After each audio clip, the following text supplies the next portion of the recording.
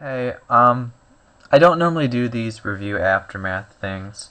Normally they're reserved for things I forgot to mention in my review that I really meant to put in there. Um, but I just figured I would sit down and kind of share some extra thoughts that I had on Metal Gear Solid. Because I really only focused on the story being not really my forte, not really the genre that I like getting into, and that the cutscenes were too long.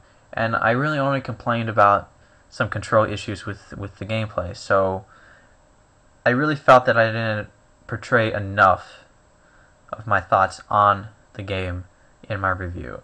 So that's why I'm doing one of these quick review aftermaths. Um,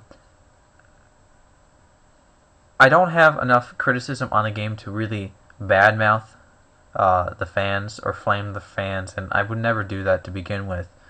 But I really don't see why this game is so hyped. Really, I really mean it. I meant what I said in my review. The hype is not worth it. It's not worth the hype that it's given. You know, I wonder how many times I can say hype in this review aftermath. Hype, hype, hype, hype, hype, hype, hype. Um, Kudos to anyone who actually counts those and lets me know. Metal Gear Solid, for the price tag of $9.99, is not worth what I played for.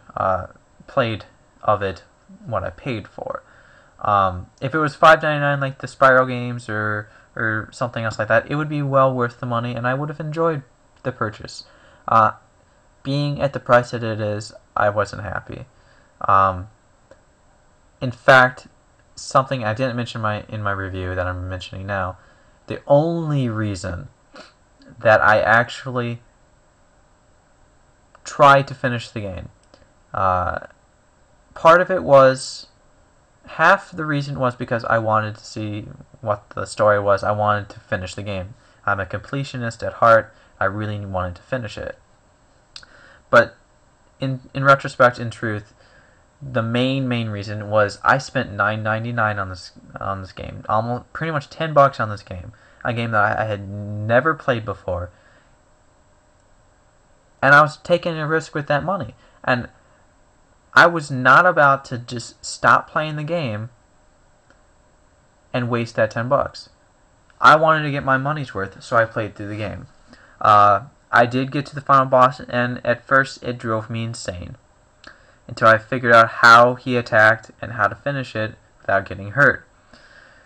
So in that regard, I'm glad that I did finish the game.